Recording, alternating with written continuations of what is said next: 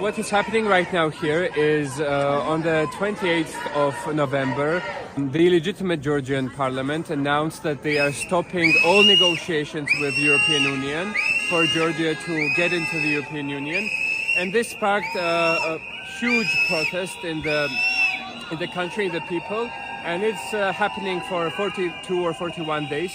It's a very cold winter, and the people of Georgia are coming out to the streets and inventing new ways to protest and to sustain this kind of resistance.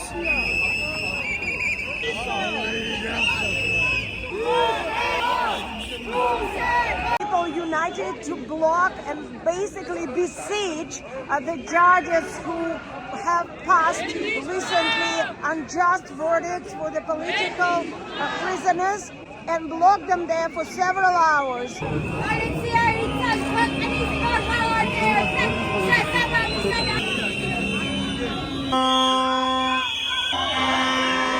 Throwing eggs.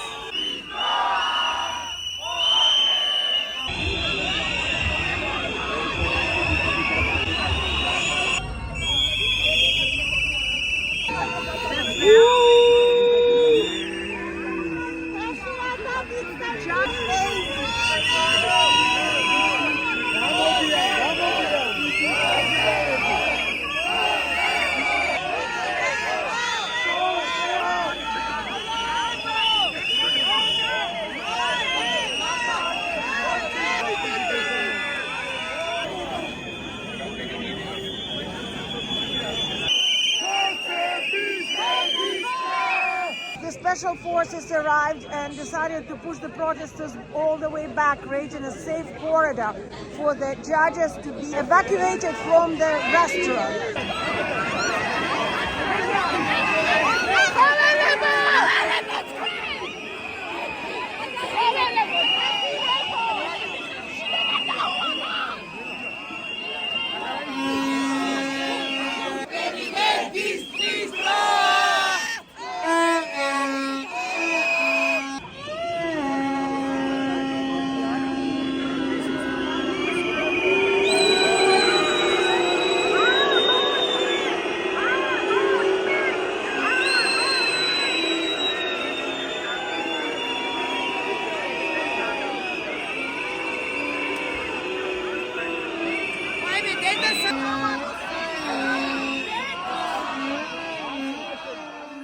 Welcome, everybody, to Radicalized Truth Survives. I'm Heidi Kuda, and today Jim and Hi-Fi and I are interviewing our dear friend, Zarina Zabrisky. She, of course, has been reporting live from Ukraine for the last couple of years. This week, she's in Georgia, and she's going to show you what some of these young protesters are up to as they fight for their democratic rights. Have a listen.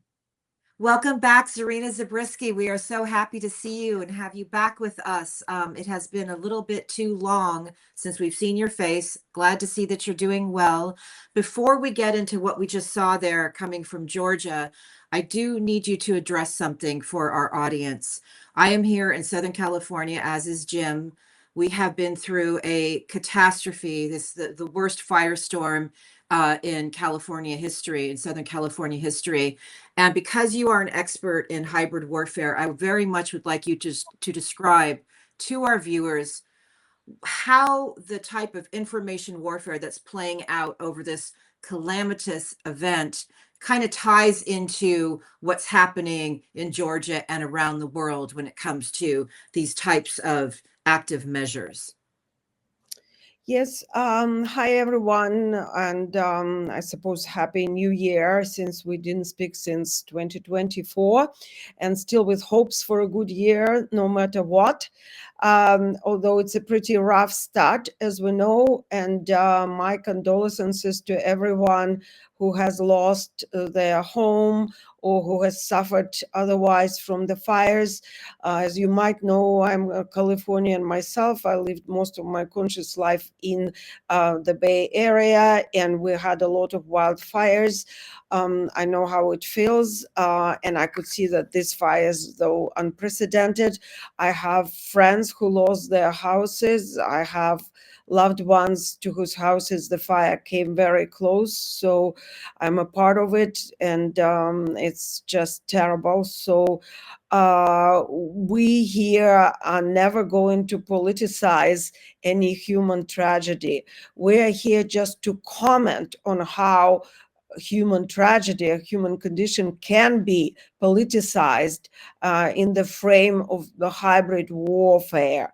And basically everything that we are talking here is a part of the hybrid warfare in which we have been living for a long time, like that proverbial frog that is being boiled for a long time without knowing it. Except for now, I think a lot of us actually recognize that this is what's happening. So I was preoccupied otherwise, so I didn't follow all the twists and turns of the information warfare and all the narratives that are being weaved around the wildfires in California. But just by glancing, the tip of the iceberg, I see that it has been weaponized profusely by many actors, actually, not just one side. But what I've seen, it was very efficiently used to degrade or to ruin the reputation of the democratic government of the state. And this should come as no surprise to anyone who has been following. It was clear that it will be used as such. I, however, saw a different extreme, and no less than from my Ukrainian friends who, in fairness, live under stress for 3 years, and it's a little harder to make clear decision. And I've heard some opinions that this is whole, basically conspiracy theory, that the fire was set by the government, by the Russians, so my word of, I don't know, I don't have wisdom, but word of warning, right, is before jumping to any conclusions, which is tempting, or before even thinking towards this way, just give it time, give it research. If you're prone to research yourself, do proper research, do proper diligence. If you are not, and you are doing other things, give it to other folks who do, and don't play as the other side, as our adversary tends to do, and immediately blame it or gaslight. We are dealing with a natural phenomena. We are dealing with a very complex and new, unprecedented situation, and we shouldn't be jumping and blaming earthquakes on neither Russians nor Biden administration. So I guess this is what I have to say. On the other hand, it certainly counts into our subject.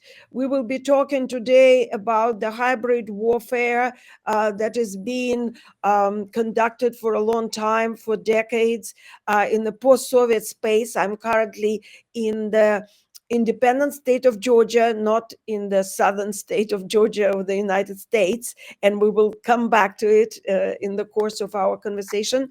And as you know, I spent most of my time in Ukraine, where I'm heading at the end of this week, and both countries are being targeted by the hybrid warfare, and that's what we will be talking today. Thank you so much for that, Zarina. It's really important. Just to button that up, Governor Newsom, who has been the subject of many of these disinformation attacks, had to launch a website called CaliforniaFireFacts.com, which combats the flurry of lies coming in. So, Zarina, we opened with video from the, I don't know, 40th, 48th, 47th day of protests in Georgia. Can you describe what we were seeing there?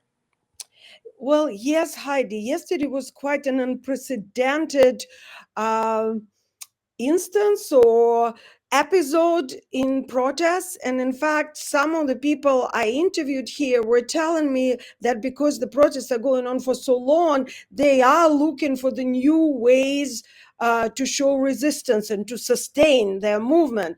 And that, in fact, was, for me at least, something very unexpected. I'll have to check whether something like this has been happening in the protest movement. I'm not sure.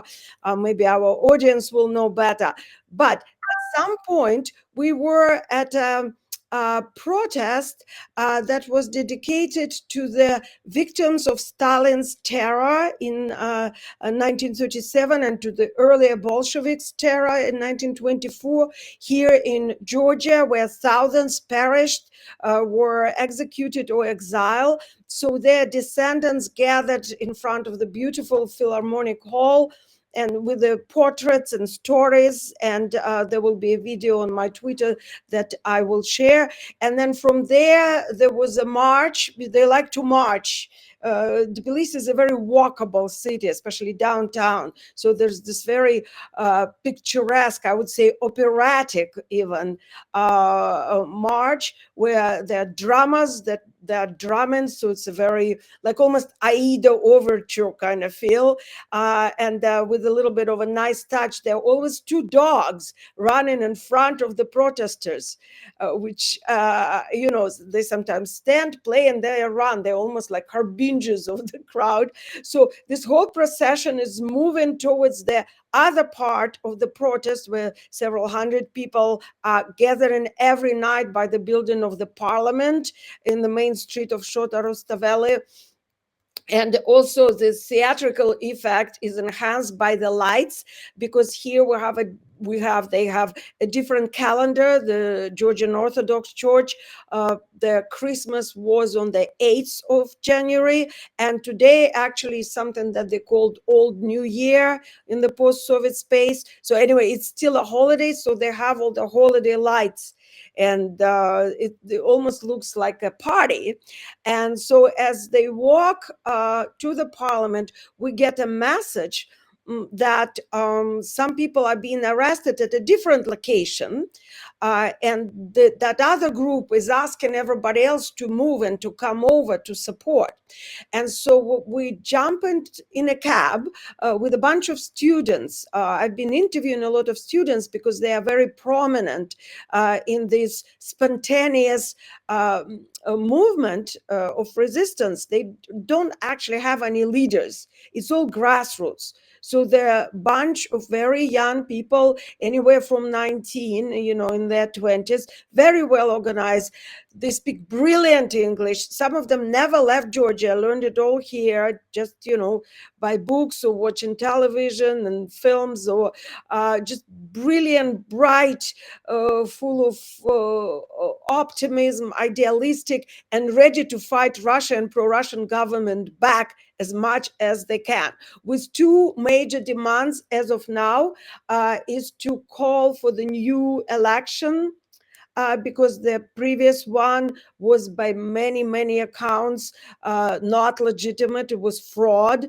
I won't go into too many details, but I will be writing articles covering that. I mean, it is legit. This demand is totally legit. So as a result of this fraud election, they now have a Kremlin puppet government, something that very soon we will have too. Only here people actually understand it. They have this one oligarch who's in charge of the whole country, basically, like a mafia state.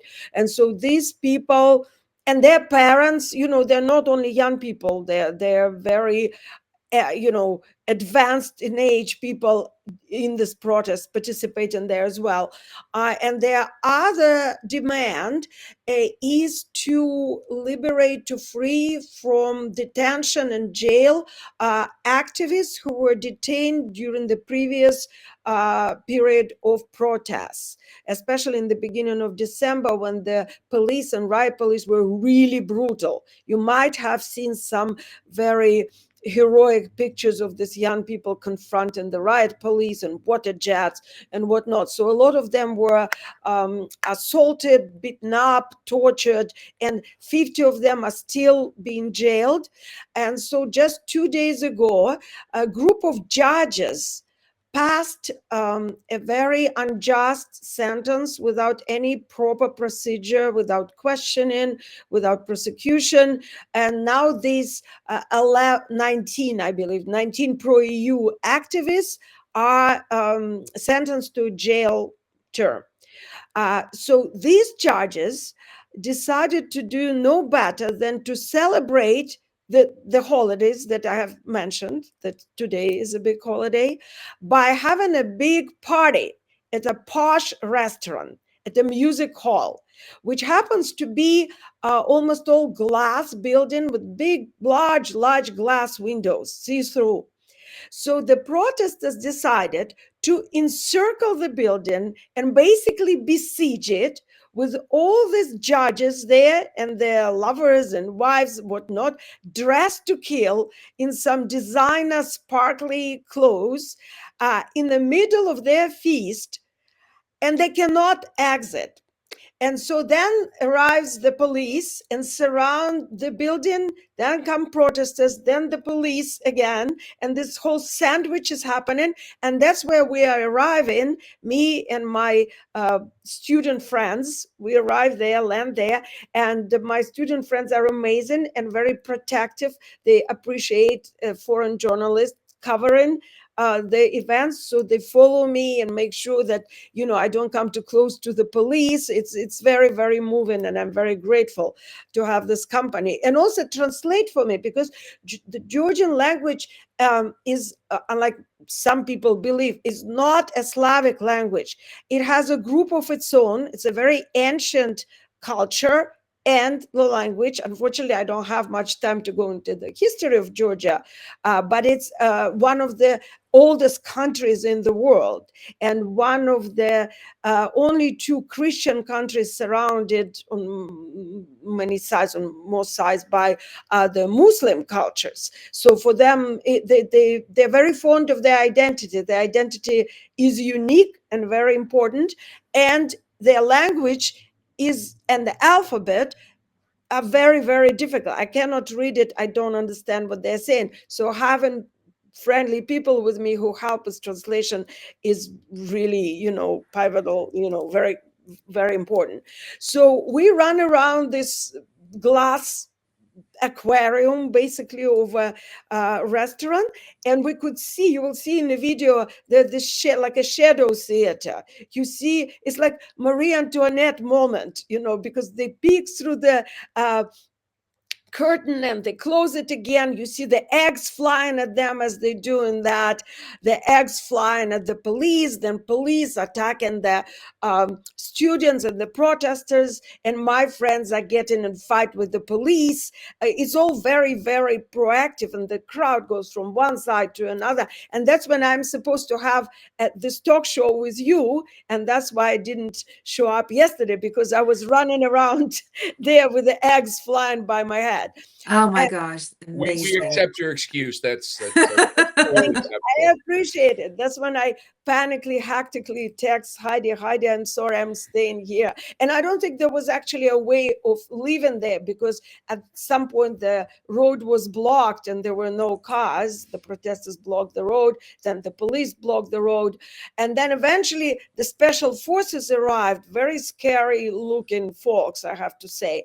And they, at some point, just started to push the crowd all the way out to create the corridor and basically a barrier. So the judges that we saw, and you will see in the video, going down, and they're, all the shiny silvery clothes and red and, and feathers and stuff, and they've been rushed through the door, through the little crack in the door, and they're running for the buses.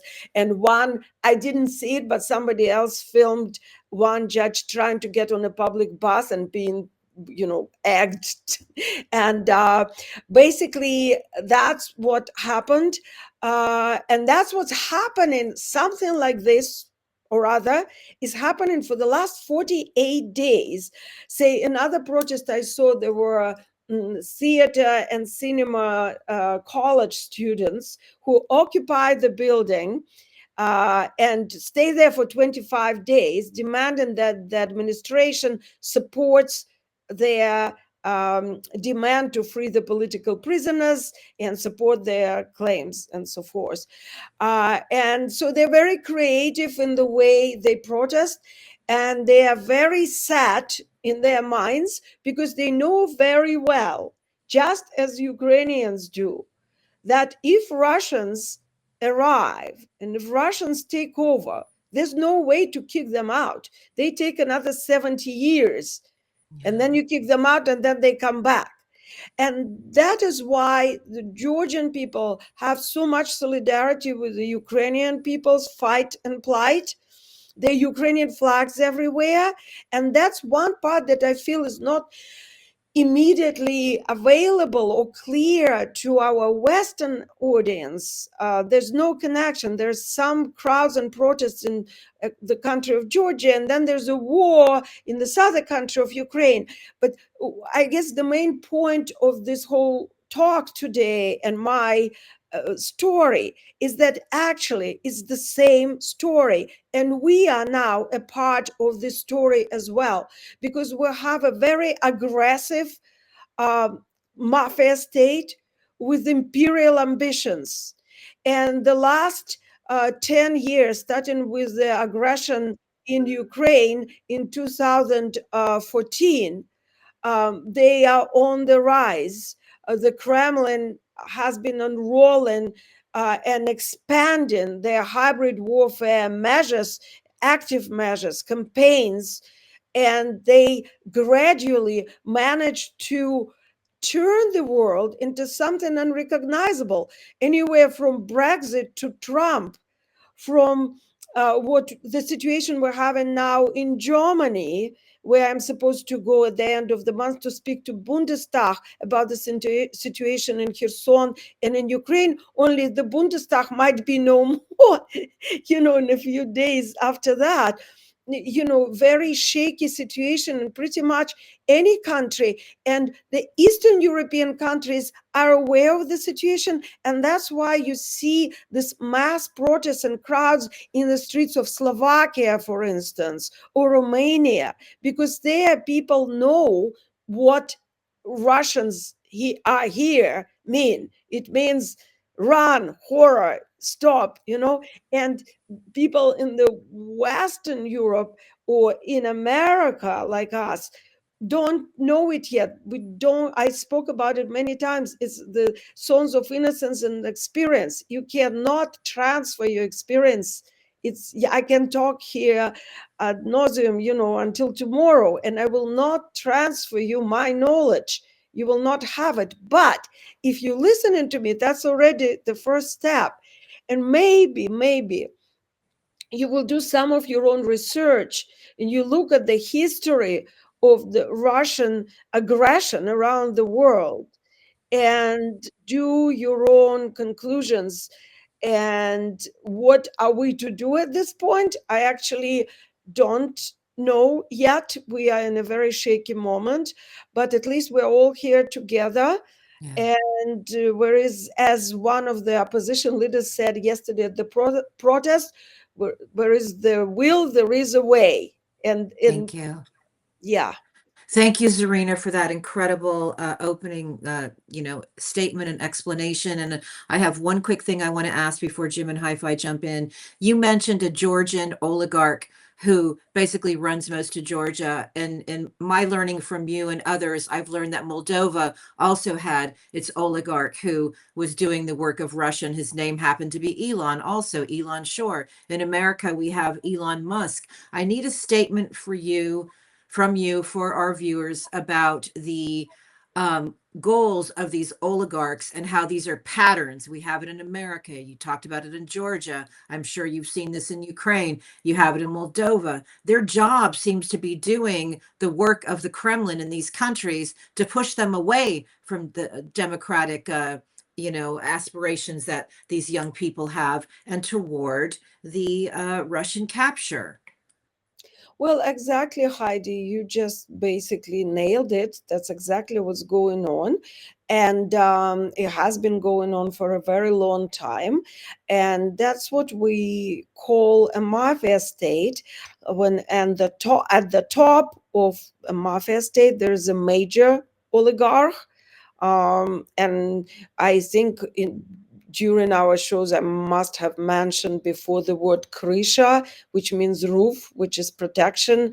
That is the notion that was very popular in the 90s, where there were bandits running pretty much everything in the Soviet Union and post-Soviet space after the Soviet Union collapsed in 1991.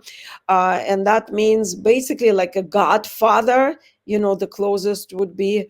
And there's, this one major bandit on top, and everybody else is paying money, or not necessarily money, or they doing, you also can compare it to vassals, to medieval, going back to medieval times if you're history, buff.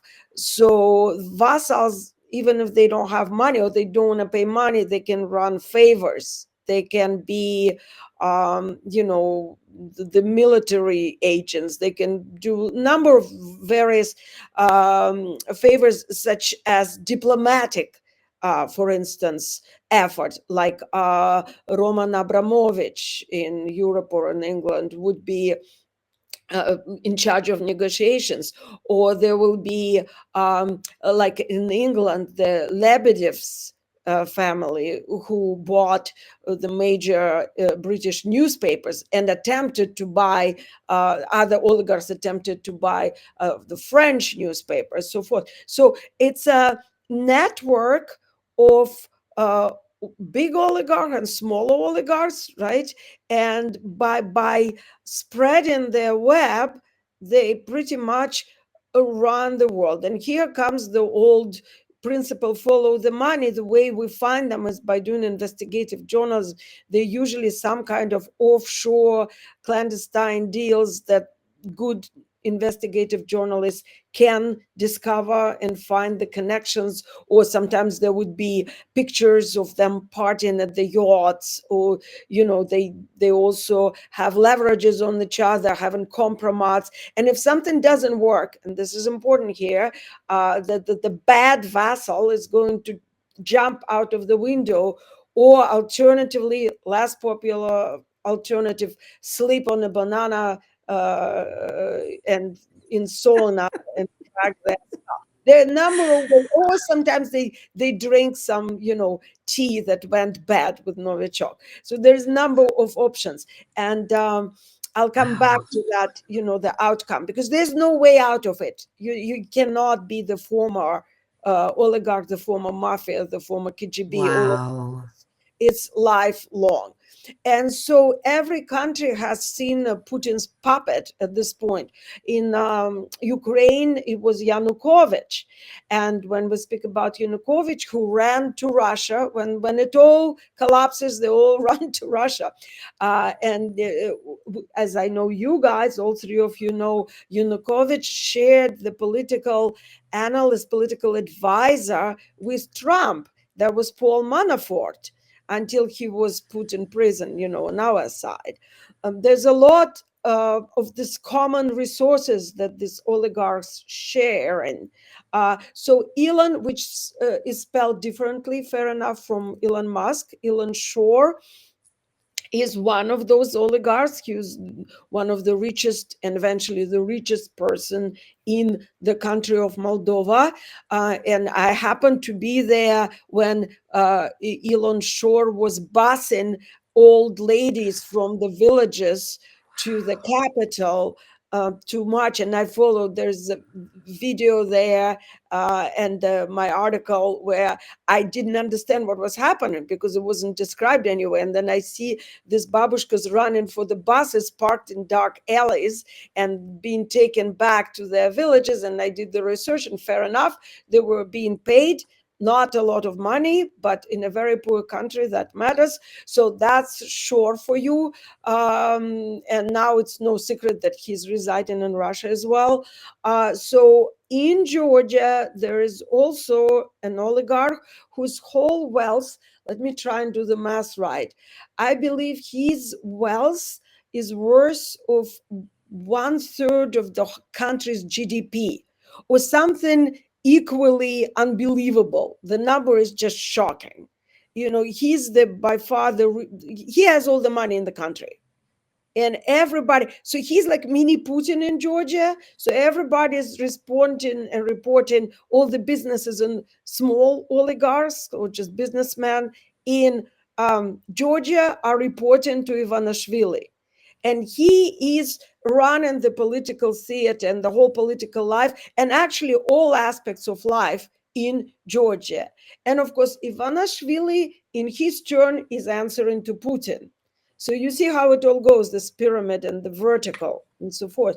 And of course, they wanted to install the same in Ukraine. Now we saw an attempt to install the same in Romania out of nowhere when people didn't expect it. And suddenly someone completely unknown without any reputation arrives at the scene and being pushed by the trolls. We know how that goes and on the popular social media platforms, being pushed all the way to the top. And the horrible almost happened, but due to the Romanians' hatred of Russians, I think it was all stopped at the time, although they're still not out of the danger, just as Moldova, they still have parliamentary elections this year. And we can look at every country like this with AfD in Germany. We see what Elon Musk is doing now to take down the Labour Party in England. I mean, it's so basically, I just commented on your structure there, Heidi. I hope that kind of fills in the void. It was perfect. Thank you so much. We're always trying to get Americans to have a more of a imagination about what's really happening. Jim. I mean, on that subject, America has never been occupied. And I think there's a big sort of cultural memory thing that we just don't have, right? Even all the way to England in World War II was occupied. Almost every sort of Western country has an experience with the Soviets or the Nazis or someone else. And we just don't have that. You've spent a lot of time now in these countries that have that experience and are now trying to, as you say, break back out of it. Is there anything you can think of to tell Americans about the way that the population responds to that sort of regime?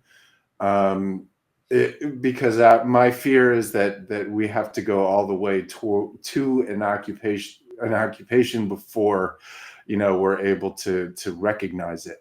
And I'm just wondering if there's any insight you can provide about to the viewers about the difference between a country that's been through it and a country that hasn't, if that made any sense. It made a lot of sense. It's a very, very good question, but it's also a very difficult question. I know. Sorry, excuse me. There's just turn it off. Yeah, it's a very complex question, and it would be very difficult to give any sort of or any piece of advice to people, like I said, who don't have a certain experience. It's almost, like if anybody has children in their lives, when you trying to teach a 3-year-old to read or to write. The brain is not ready. They're not there yet. And not to in any way denigrate Americans or compare them to toddlers, but in terms of historical memory, just because, like I mentioned before, innocence and experience, because that experience is not there, the awareness is not there. And teaching or recommending any kind of action or course of action would be preliminary, I think.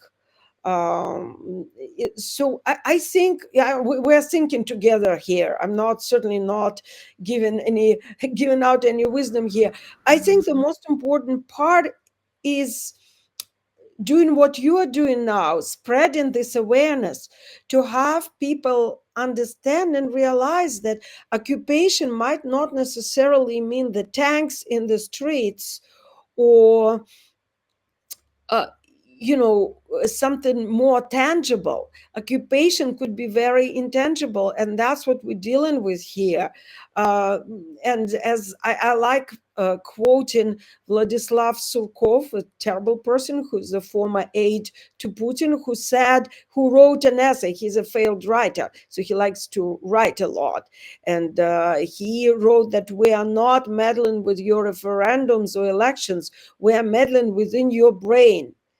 This is where we need to develop the resistance. And to be honest with you, I'm not sure that we as a country, and I'm an American citizen, I identify as American, I lived most of my conscious life in America, for those of you who hear in the accent and just having this little question in their mind. And my heart is breaking for America. It's my country. I want to come back home at some point from war, and home is California. And I'm not sure that we as a nation are ready to be there, to recognize that our mindset could be changed. It's a big step. It's like being, alcoholic anonymous. The first step is awareness, is recognize it's happening. And I don't think we're recognizing it. I've mentioned on the show, I'm sure, in my conversations with Heidi previously, my trip through the South, through Deep South last summer, when I drove from California all the way to Dallas, Texas, and Kentucky, Georgia, Alabama, Louisiana, Mississippi, Ohio. And I stopped everywhere and made a point to look around, talk to people. And I bet you a lot of people have not been there. We live in our bubbles. And people in New York or people in Los Angeles don't know what's happening in those areas I have just listed, and vice versa. And there's a lot of different stereotypes, a lot of misunderstanding, and a lot of areas that still need to be conquered and learned, in a way. So, and I'm not sure we're doing that. And I am sure that the Fox TV channels and the likes, and our American propagandists, the likes of the Kremlin propagandists, will do their best to stop anyone who is prone to critical thinking from doing so. Wow, thank you for that, Zarina. High fidelity. Do the students in Georgia realize that the billionaire is the weapon against them? That Yes. Do they see that? What are they going to do about it? Absolutely. And actually, I got a little distracted because the students in Georgia are waiting by my hotel and asking, where are you? I'm waiting for you. Yes, yes, they are aware of it. And they are aware of it. I wish everybody else was as aware. And we can listen to them. I'll share some of my interviews with the students. So you will hear, they put it better than I can. And not just students, pretty much, everybody in the crowd, in this protest, recognizing it and say Ivanishvili is a Russian oligarch of Georgian origin. and we don't want to have him, and that's why we're here. And most people want to continue with peaceful protests. They don't want violence. And then there are other tendencies of people who are more radical and who want to do anything to take him down. And to have one girl said, I want a country where I want to live. I want to live the country in which I want to live. And this country where everything is beholden to an oligarch, it's not their country. It's I recommend everybody just check out my Twitter. Not Blue Sky doesn't allow to have these videos, full videos, and I'm not there yet to do different format videos. I share them on Facebook as well.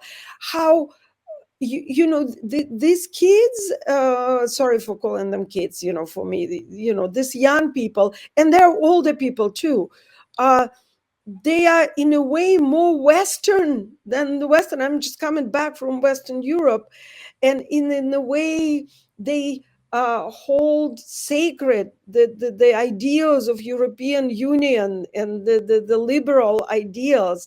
They're more dedicated to them and ready to do more for them than people in Western Europe who take them for granted. And it's very moving and very I don't know, poignant, bittersweet, because many of them never traveled anywhere outside of Georgia or Ukraine. I see the same in Ukraine. It's a different situation, but I see that. And I mean, like, my heart really goes for them and I'm rooting for them. And that's why I'm here, because if we can have these people win and take hold of their countries, that will also help us. It could inspire us in our, I'm sorry, but old or older and lazy in a way countries, spoiled by democracy, spoiled by the freedom of saying what we want and not being afraid, which now some people are starting to feel otherwise.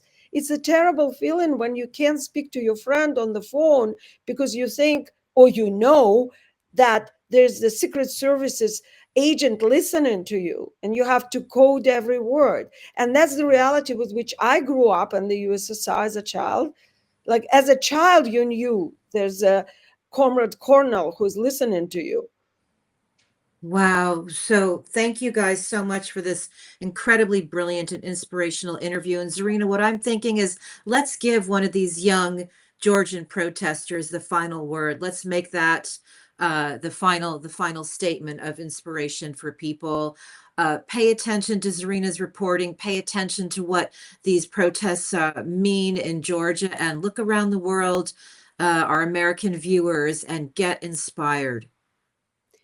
And thank you very much, everyone. Thank you for your time. Thank you for still being here despite of all the pressure and all the instability and basically fear, because we don't know what to expect in our own country and all the natural disasters. For anybody who takes time to listen and to learn more about the world in which we all are connected, I always, like to depart with John Donne's, for whom the bell tolls, don't ask because it's tolling for you. And the next following lines there, because all Europe is interconnected. I'm not quoting it verbatim, but look it up. It's beautiful. And it's true. And America is a part of it. We all are interconnected in so many ways. So thank you for being here. Good luck. The next week is going to be tough. But let's, as they say in Kherson, the last thing I'll say, there are two cities that are very dear to my heart, Odessa and Kherson. Both are located in the south of Ukraine. In Odessa, when somebody asks how you doing, they say, yeah, it could be worse. And in Kherson, which has been pummeled by Russian shells for the last 3 years, 2 years, it was occupied for the first year. When you ask somebody how's it going, they say, it will be better. So here comes Kherson. It will be better. Thank you, Zarina. Thank you, guys. Unfortunately, many Americans think that Georgia is only state in their country, but it's not true. We have a very, very big history. Russia is occupant 1991 when Georgia got off the Soviet Union and Soviet Union was demolished. They wanted to take our independence and maintain their control of the country. So in 1992 to 1994 they attacked us in Abkhazia and in Skhinvar, and they occupied both of these territories. We couldn't take it back, of course, and in 2008 when Georgia said that their only way and path was NATO and the European Union, we tried to get in there, and because of that in 2008 they attacked us in Samachablo, and they actually were bombing and killing innocent people in there, and they were provocating us, so our government had to act, and they fired back, and that meant a very big war. They came from two different places, from Samachablo and Abkhazia, and their only wish was to take all over the Georgia. They were going to Tbilisi, and that's when European Union helped us, when the presidents of many countries, for example Poland, Ukraine, Estonia, Lithuania, they came here and they were standing with us in here in Rustaveli, and they said that they would stop their tanks and their planes and their people from taking Georgia, and they risked their lives by standing with us here, and we appreciate it so much, and that's what we need now. It's not war here, but we are going to Russia peacefully, and we will tell this government that our only way is European Union, is Europe, and these people, you guys are supporting us very much, and USA, NATO and Europe is standing with us.